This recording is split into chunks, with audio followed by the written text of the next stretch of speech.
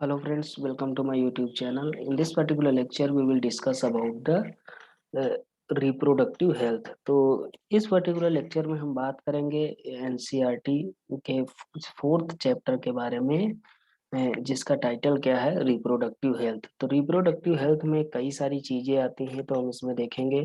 जैसे सबसे पहला टॉपिक हमारा रहेगा रिप्रोडक्टिव हेल्थ क्या है, उससे जुड़ी प्रॉब्लम्स क्या हैं, स्ट्रेटजीज क्या हैं उनसे बचने के लिए या उनको अच्छा बनाने के लिए। फिर देखेंगे पॉपुलेशन एक्सप्लोजन क्या होता है, पॉपुलेशन एक्सप्लोजन देखेंगे। उसके बाद देखेंगे कि कई सारी चीजें आती हैं जो हमारे जो रिप्रोडक्टिव सिस्टम है, रिप्रोडक्टिव ऑर्गन्स हैं, उसमें वर्क करती हैं और उसमें उनकी माल फंक्शनिंग हो जाती है। तो उसको मतलब प्रॉपर वर्क करने के लिए हम कई सारे, या हमारी सरकार या डब्ल्यूएचओ एक संस्था है, कई सारे एस्पेक्ट्स चलाती है ताकि जो रिप्रोडक्टिव हेल्थ है ह्यूमन बीइंग का वो अच्छा रहे। तो वही चीजें हम इसमें देखेंगे। तो सबसे पहला टॉपिक क्या हो गया, रिप्रोडक्टिव हेल्थ हो गया, फिर पॉपुलेशन एक्सप्लोजन हो गया एंड बर्थ कंट्रोल। उसके बाद medical termination of pregnancy, MTP जिसे कहते हैं, कि मेडिकल टर्मिनेशन इसका कैसे किया जाता है। फिर उसके बाद देखेंगे हम सेक्सुअल ट्रांसमिटेड डिजीजेस देखेंगे, और फिर उसके बाद इनफर्टिलिटी के बारे में बात करेंगे।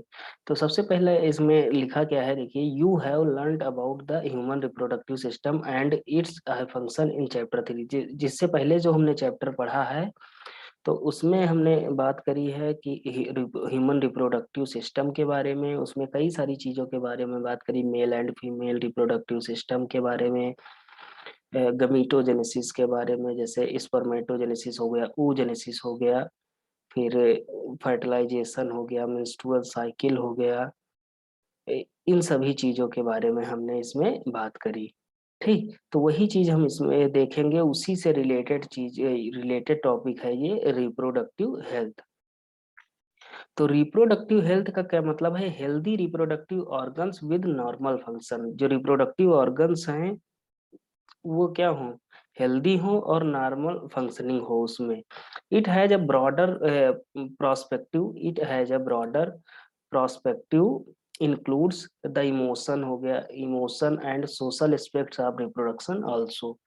तो ये इमोशंस पे भी वर्क करता है, इमोशनल हो गए, सोशल एस्पेक्ट हो गए। तो according to the World Health Organization, जो डब्ल्यूएचओ है, जिसे हम वर्ल्ड हेल्थ ऑर्गेनाइजेशन कहते हैं, reproductive health means a total wellbeing in all aspect of the reproduction. इसका मतलब क्या है, इसके डब्ल्यूएचओ के अगर बात जाने तो इसका कहने का मतलब क्या है, टोटल वेलबीइंग जो हमारे रिप्रोडक्टिव सिस्टम से मतलब रिलेटेड है, उसको, उसकी टोटल वेलबीइंग अगर होगी तो उसे हम क्या कहेंगे, रिप्रोडक्टिव हेल्थ कहेंगे। तो इसमें कई सारी चीजें आती हैं, जैसे फिजिकल हो गया, और इमोशनल हो गया, बिहेवियरल चेंजेस हो गए, सोशल हो गया। तो इसमें कई सारी चीजें आती है। Therefore socially with people having physically and functionally normal reproductive organs and normally emotional and behavioural interaction among them in all sex related aspects might be called reproductive healthy। तो ये सारी चीजें अगर इसमें होंगी तब उसे हम क्या कहते हैं, रिप्रोडक्टिव हेल्दी मेन या वीमेन कह सकते हैं। ठीक, फिर आगे हम देखेंगे इसमें। अब इसमें रिप्रोडक्टिव हेल्थ क्या है, उसकी प्रॉब्लम्स क्या हैं और स्ट्रेटजीज क्या होती हैं। तो reproductive, India was among the first country in the world to initiate the actions and plans programmes at national level to attain the total reproductive health as a physical social goal. तो India सबसे पहली country मानी जाती है कि reproductive health को लेकर कई सारी चीजें, कई सारे पैम्पलेट्स हो गए, प्रोग्राम्स हो गए, जो उससे रिलेटेड हों, जो अवेयरनेस उसके उसके प्रति जागरूक करें रिप्रोडक्टिव हेल्थ के बारे में। तो इंडिया सबसे पहली ऐसी कंट्री है। फिर जैसे फैमिली प्लानिंग की बात करें, these programmes called family planning, अगर इसके सबके बारे में बात करें तो उसे हम क्या कहेंगे, फैमिली प्लानिंग कहेंगे। वर इनिशिएटेड कब हुई थी, 1951 थी, लेकिन क्या हुआ, पॉपुलेशन का कोई कंट्रोल नहीं है। ठीक, पॉपुलेशन कंट्रोल नहीं हो रही, जबकि 1951 से ये सभी चीजें चलाई जा रही हैं। फैमिली प्लानिंग का जो ये प्रोग्राम है, ये 1951 से चलाया जा चुका है। आगे देखेंगे, reproduction related areas currently in operation under the popular name reproductive and child health care, या आरसीएच कहते हैं उसे। ठीक, तो ये जो रिप्रोडक्शन रिलेटेड एरिया हैं, तो वो किस में आते हैं, किसके अंडर में आते हैं, reproductive health, reproductive child health and care, या प्रोग्राम चाइल्ड हेल्थ प्रोग्राम, जिसे हम आरसीएच भी कहते हैं। Creating awareness among the people about the various reproduction related aspects, providing facilities, support of the building up a reproductively healthy society are the major tasks under these program। तो इन सभी programme का मतलब क्या है, इन सभी प्रोग्राम का main motive क्या है कि जो हमारा हेल्थ है, रिप्रोडक्टिव हेल्थ है, वो अच्छा रहना चाहिए। जो हमारे रिप्रोडक्टिव ऑर्गन्स हैं, जो हमारा बिहेवियर है रिप्रोडक्टिव वाला, वो सभी चीजें क्या हो, वो वेल मेंटेन्ड होनी चाहिए। समझे?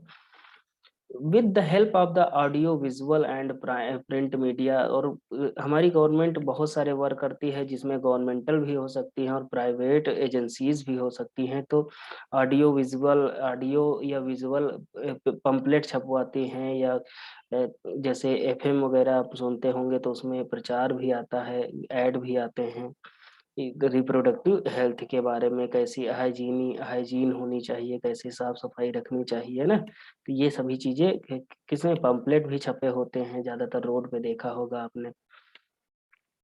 तो ये सब सारी चीजें क्या है, रिप्रोडक्टिव हेल्थ के बारे में बताने के लिए करी जाती हैं। Parents, other close relative, teachers, and friends also have the major role in the also role in the dissemination of the above information. Introduction of the sex education in school should be also encouraged to the provide।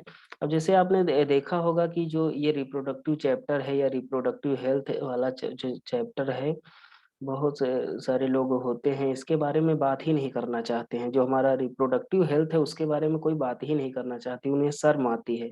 लेकिन ये सभी चीजें school level से बच्चों को बतानी जानी चाहिए। अगर वहां से बच्चे सीखेंगे तो वो वहां से सीख के वो दूसरों को बताएंगे, फिर वो जो जिसको बताएंगे वो फिर आगे इसको बताएगा। इस तरह से क्या होगी, रिप्रोडक्टिव हेल्थ के बारे में अवेयरनेस बढ़ सकती है।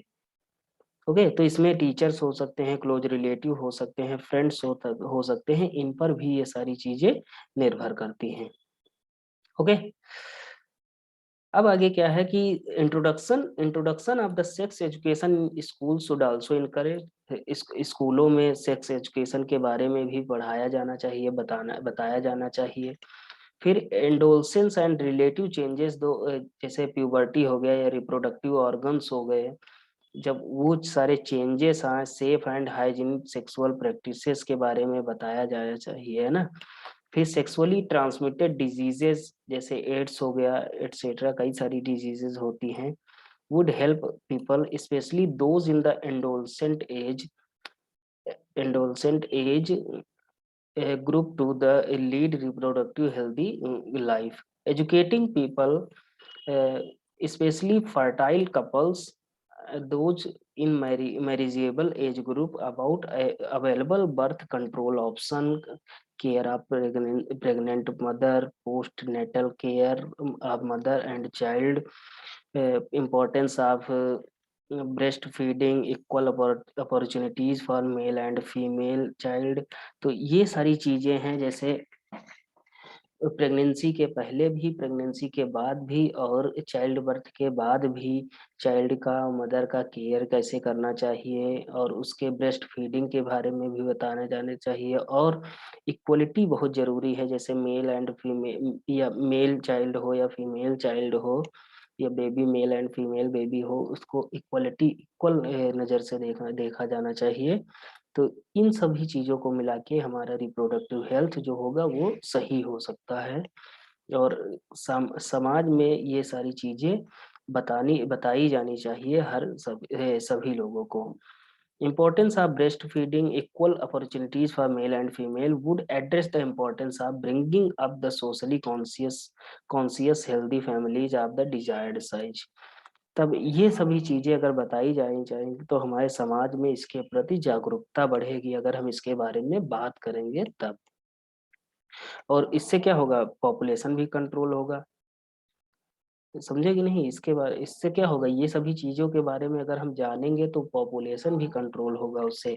Awareness of problems due to uncontrolled population growth, social evils like sex abuse and sex related crimes need to be created to enable people in the think and take up necessary step to prevent them and thereby build up socially responsible and healthy society।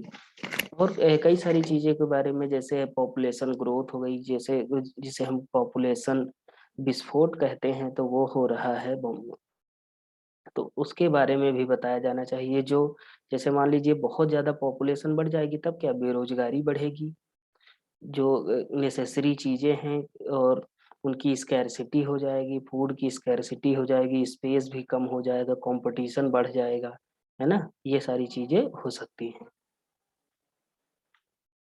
अब sexually जो diseases होती हैं, sexual transmitted diseases, अगर उनकी हम study करना चाहिए तो एक प्रोसेस है जिसका नाम है एमनियोसेंटेसिस। तो foetal sex determination test based on the chromosomal pattern in the amniotic fluid surrounding the developing embryo for the sex determination to legally check increasing female feticide massive child immunisation. अब देखिए क्या है, जो जैसे amniocentesis हो गई तो एक ऐसी प्रोसेस है जैसे हम कोई किसी बच्चे के अंदर अगर कोई क्रोमोसोमल कोई डिसऑर्डर हो गया है तो उसको अगर हम स्टडी करना चाहें तो एम्ब्रियोनिक लेवल पे कर सकते हैं, एम्ब्रियो के लेवल पे कर सकते हैं। तो इम्नियोटिक जो फ्लूइड होता है उस पे हम स्टडी करेंगे। लेकिन वहां पर क्या होता है, आजकल मिसयूज होता है इसका सेक्स डिटर्मिनेशन के लिए, कि लड़का है कि लड़की है। तो बहुत लोग फीमेल को क्या करते हैं, बच्ची होगी तो उसको हटा देते हैं, उसका एबॉर्शन करवा देते हैं ना। तो ये सभी चीजें रोकी जानी चाहिए। इसका जो इम्यूनोसेंटेसिस का जो मेन यूज है उसे ही रखना चाहिए, इसका मिसयूज नहीं करना चाहिए। Research on various reproduction areas encouraged and supported by the governmental and non-government agencies to find out the new method and to improve upon the existing ones। Do you know that's, जैसे सहेली हो गई, जैसे contraceptive oral contraceptive pills हो गई, वो खिलाई जाती हैं बच्चे फीमेल्स को, ताकि जो अनवांटेड प्रेगनेंसी है उससे बचा बचा जा सके। ओके, तो ये लिखा है do you know that the सहेली, जैसे सहेली हो गया, न्यू ओरल कॉन्ट्रासेप्टिव पिल्स हो गई for female, was developed by the scientist at CDRI जो लखनऊ में है, वहां से ये डेवलप हुई। सहेली नाम की जो टैबलेट है, ये कॉन्ट्रासेप्टिव टैबलेट है जो अनवांटेड प्रेगनेंसी को रोकती है। ओके, अब आगे क्या है, पॉपुलेशन एक्सप्लोजन क्या है एंड बर्थ कंट्रोल कैसे किया जा सकता है। In the last century all around development in various field significantly improved the quality of the life of the people. जैसे कि हम जानते हैं कि लास्ट सेंचुरी से अब तक जो डेवलपमेंट हुआ है, जो हमारी लिविंग है उसमें बहुत ज़्यादा डेवलपमेंट हो गया है। हमारे जो रहने का लाइफ स्टाइल है वो बहुत सारा चेंज हो गया है। हाउएवर इंक्रीज्ड हेल्थ, जो हेल्थ फैसिलिटीज हैं, हॉस्पिटल्स हो गए, बहुत सारी पैथोलॉजी हो गई और डायग्नोस्टिक सेंटर हो गए, बहुत ज़्यादा हो गए हैं। जैसे चेकअप वगैरह कराना है तो इनमें बहुत सारा डेवलपमेंट हो गया है। तो however increased health facilities along with better living condition and had an explosive impact on the growth of the population। तो इसका भी कहीं ना कहीं क्या है, ग्रोथ का जो पॉपुलेशन का जो ग्रोथ है उस पे इफेक्ट कर रहा है। The world population which was around 2 billion in 19 जो 19वीं सदी पे, जो 1900 में क्या था, लगभग 202 मिलियन की पॉपुलेशन थी। लेकिन 1900 से 2000 मतलब 100 साल के बीच में ये कितना हो गया, 6 बिलियन हो गया। मतलब 2 बिलियन से सीधे 100 साल में कितना हुआ, 6 बिलियन हो गया। A similar trend was observed in India too। Our population, which was approximately about 350 million at the time of our independence, reached close to the billion by the लगभग जब जब हमें इंडिपेंडेंस, जब आज़ादी मिली तब कितनी थी, लगभग 350 मिलियन की पॉपुलेशन थी हमारे यहाँ। ये इंडिया की बात हो रही। लेकिन सन ईयर 2000 में कितना हो गया, लगभग क्रॉस कर गया 1 बिलियन का, 1 बिलियन क्रॉस कर गया, है ना। तो इतना ज्यादा डेवलपमेंट हो गया। That means every sixth person in the world is an Indian. A rapid decline in the death rate. जब पॉपुलेशन बढ़ गई, जब पॉपुलेशन बहुत ज्यादा हो रही तब क्या होगा, इसका मतलब क्या है, जो डेथ रेट है वो डिक्लाइन हो गई, मतलब बहुत ज्यादा कम हो गई। तो इसे हम क्या कहेंगे, 6th person in the world is the Indian. A rapid decline in the death rate, death rate में बहुत ज्यादा डिक्लाइन आया। Maternal mortality rate and infant mortality rate as well as increase in the number of the people in reproducible age are probable for reason for this. तो जो MMR है या maternal mortality rate है, infant mortality rate है, ये भी क्या हो गई, बहुत कम हो गई। थ्रू द आरसीएच, जिसे हम आरसीएच कहते हैं, रिप्रोडक्टिव चाइल्ड एंड हेल्थ, तो उसके बारे में देखें तो ये कई सारे प्रोग्राम चलाते हैं। Through we could bring down the population growth rate, it was only marginal. According to the 2001 census report, the population growth rate was still around 1.7%, that is 17,000 year per year, 17 per thousand per year, a rate at which our population could double in 33 years। 33 year में क्या हो, population double हो रही है। Each an alarming growth rate could be lead an absolute scarcity of even basic requirement। इसका मतलब क्या है, जो हमारी बेसिक रिक्वायरमेंट है, फूड हो गया, शेल्टर हो गया, क्लॉथिंग हो गई, इसकी बहुत ज्यादा कमी होने वाली है। तो इसीलिए सरकार ने क्या चलाया, हम दो हमारे दो, एक स्लोगन चलाया, हम दो हमारे दो, एक वी टू अवर टू, एक स्लोगन चलाया पॉपुलेशन को कंट्रोल करने के लिए। अब इसमें कई सारी चीजें आती हैं, इसको कंट्रोल कैसे कैसे किया जाता है। तो इसको अगर प्रेगनेंसी को कंट्रोल करना है तो उसके कई सारे नेचुरल मेथड होते हैं। Work on the principle of avoiding the chances of the ovum and sperm meeting. Sperm and ovum की मीटिंग को अगर हम रोक सके तब क्या होगा, पॉपुलेशन को कंट्रोल किया जा सकता है। Periodic abstinence is a such a method in which the couples avoid the abstain from the coitus from the day 17 to 18, 10 to 17। अगर मान लीजिए कि जो पीरियोडिक एब्सटिनेंस है, उसका कहने का मतलब क्या है, जब जब पीरियड आते हैं, फीमेल्स को जब पीरियड आते हैं, तो जैसे मान लीजिए 1 से 10 दिन के या 1 से 5 दिन का जो पीरियड होता है, वहां तो ब्लीडिंग होती है। लेकिन जब 10 से 14 या 17 के बीच में क्या होता है, ये मतलब अगर हम प्रोबेबली देखें तो 14th डे जो होता है प्रेगनेंसी उसका मेंस्ट्रुअल साइकिल का, उस दिन ओवर रिलीज होता है। लेकिन उसके 2-3 दिन पहले और उसके 2-3 दिन बाद तक हम क्वाइटिस को अगर रोक ले जाए, अवॉइड कर ले जाए, तब भी प्रेगनेंसी से या अनवांटेड प्रेगनेंसी से बचा जा सकता है।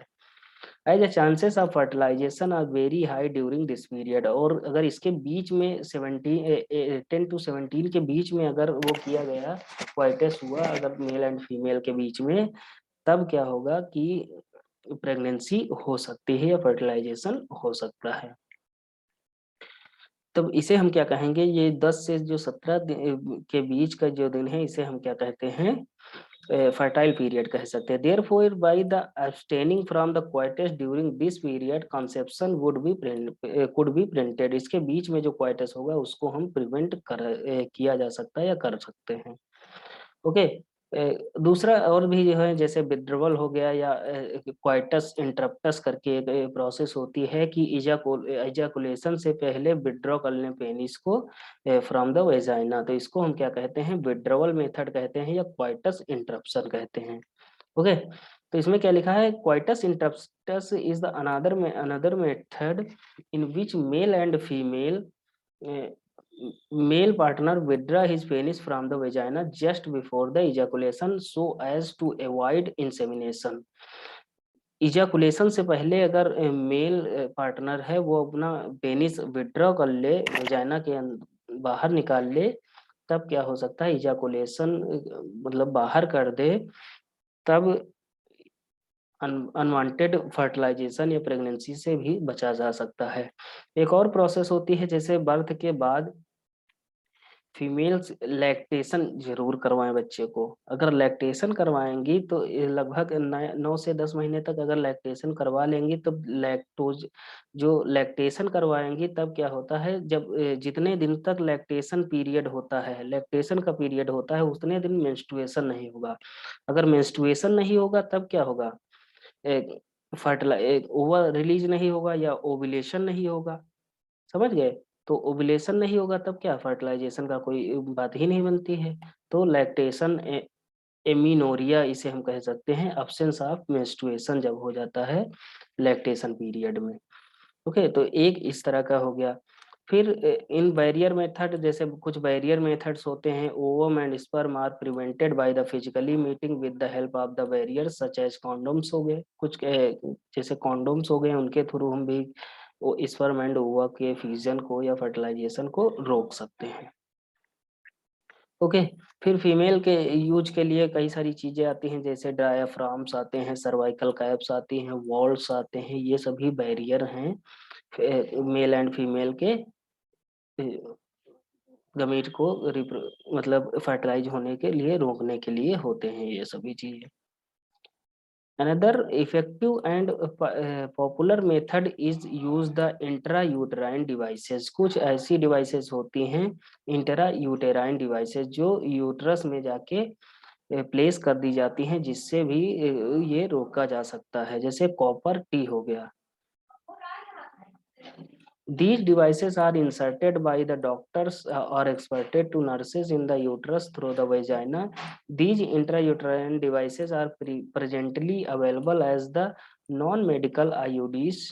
मेडिकेटेड आईयूडीज जैसे लिप्स हो गए या लूप हो गए, कॉपर रिलीजिंग आईयूडीज हो गए या कॉपर टी जिसे कहते हैं हम, कट कट करके आता है।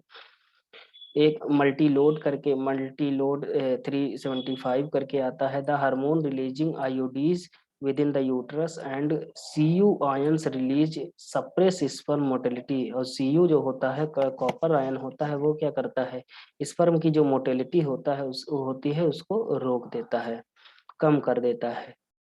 इससे भी क्या होगा, स्पर्म एंड ओवा का फ्यूजन नहीं हो पाएगा। तो ये हमारा चैप्टर अभी इनकम्प्लीट है।